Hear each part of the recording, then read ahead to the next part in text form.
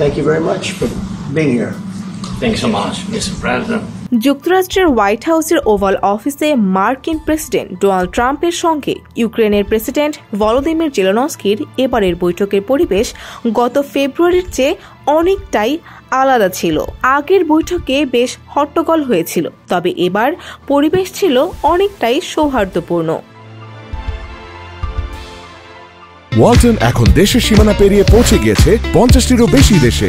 ওয়ালটন, ঘরে ঘরে বিশ্বজুড়ে। গেল সোমবার ওই বৈঠকের ব্যাপ্তি ছিল প্রায় আধা ঘন্টা। সেখানে উপস্থিত ছিলেন বিবিসির সাংবাদিক টম ব্যাটম্যান। তিনি লিখেছেন, বৈঠক শুরুর কয়েক মিনিটে ট্রাম্প ও মার্কিন প্রশাসনকে 6 বার ধন্যবাদ দিয়েছেন জেলেনস্কি।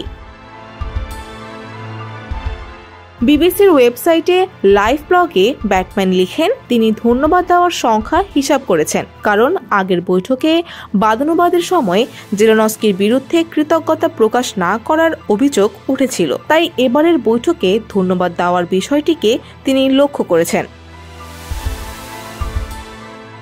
বৈঠকে জেলেনস্কি বলেন, আমন্ত্রণের জন্য আপনাকে ধন্যবাদ। হত্যাকাণ্ড থামাতে ও এই যুদ্ধ বন্ধে আপনার ব্যক্তিগত প্রচেষ্টার জন্য অনেক অনেক ধন্যবাদ। এই সুযোগকে কাজে লাগানোর জন্য ধন্যবাদ, আর আপনার স্ত্রীকেও অনেক ধন্যবাদ।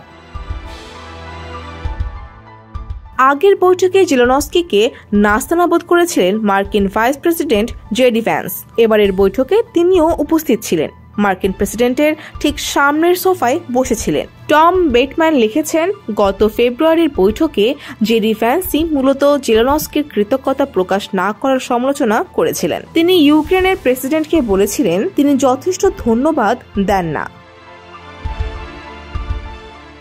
বিবিসির এই সাংবাদিক লিখেছেন, জেলেনস্কির বিরুদ্ধে এমন অভিযোগ পুরোপুরি সত্য ছিল না, কারণ এর আগে অনেকবার মার্কিন প্রশাসনের কাছে কৃতজ্ঞতা প্রকাশ করেছেন জেলেনস্কি, বিশেষ করে যুক্তরাষ্ট্রের অস্ত্র সহায়তার জন্য।